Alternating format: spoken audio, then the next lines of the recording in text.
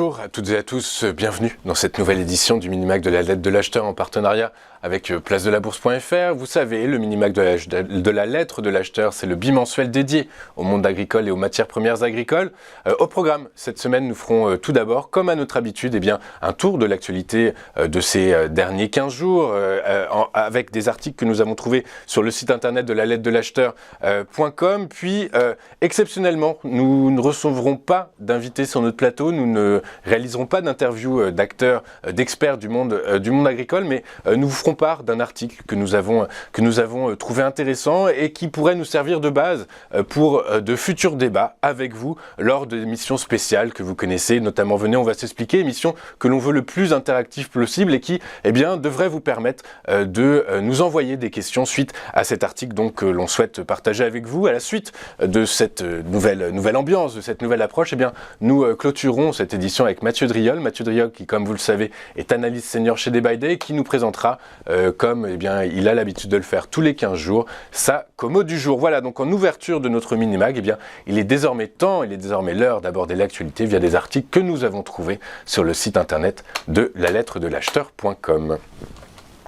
Le Conseil international des céréales a revu à la baisse ses prévisions concernant la production mondiale de céréales, blé et céréales secondaires dans une note publiée le 16 février dernier. Elle est désormais estimée à 2248 millions de tonnes en 2022-2023, en recul de 8 millions de tonnes par rapport aux premières estimations du 12 janvier 2023. La baisse de la production de maïs de 67 millions de tonnes sur un an est à l'origine de ce repli. A contrario, la récolte de blé est attendue en hausse de 15 millions de tonnes par rapport à l'année précédente. S'il en est de même pour l'orge et l'avoine, cela ne suffit pas à compenser les baisses de récolte de maïs et de sorgho. Quant au soja, la production mondiale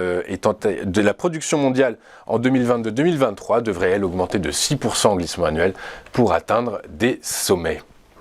La Chine élargira encore la portée de son essai d'application industrielle de maïs et de soja génétiquement modifié, a annoncé mardi dernier le ministère de l'Agriculture et des Affaires rurales.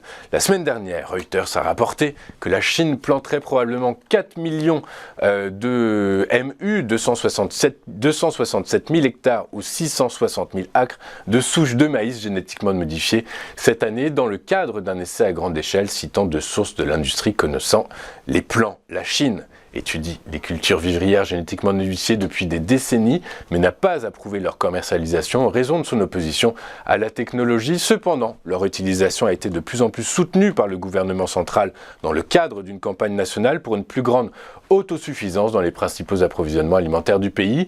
Les champs de maïs de la Chine ne produisent en moyenne qu'environ 60% de maïs, en plus que le principal producteur américain, où le maïs génétiquement modifié représente plus de 90% de la récolte. En plus de laisser des cultures génétiquement modifiées, la Chine stabilisera la superficie de soja par tous les moyens disponibles, a indiqué le même ministère.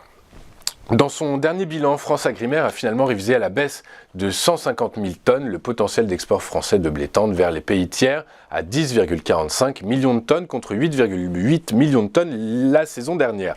Les exportations intracommunautaires ont également été réduites de 50 000 tonnes à 5,6 millions de tonnes, tandis que la consommation intérieure n'a été relevée que de 55 000 tonnes à 14,32 millions de tonnes. Le stock de fin de campagne est par conséquent remonté de 130 000 tonnes à 2,46 millions de tonnes contre 2,78 millions de tonnes en 2022. Cette correction s'explique par la baisse de l'activité à l'export observée vers la Chine et le Maghreb du fait de la meilleure compétitivité des blés tendres de la mer Noire. En effet, les blés de la mer Noire concurrencent les blés français en Algérie en raison de leur prix très compétitif. Nous allons marquer une courte page de publicité. Juste après, nous vous ferons part de cet article dont je vous parlais en introduction, un article que nous avons trouvé chez Reuters. À tout de suite sur Téléfinance.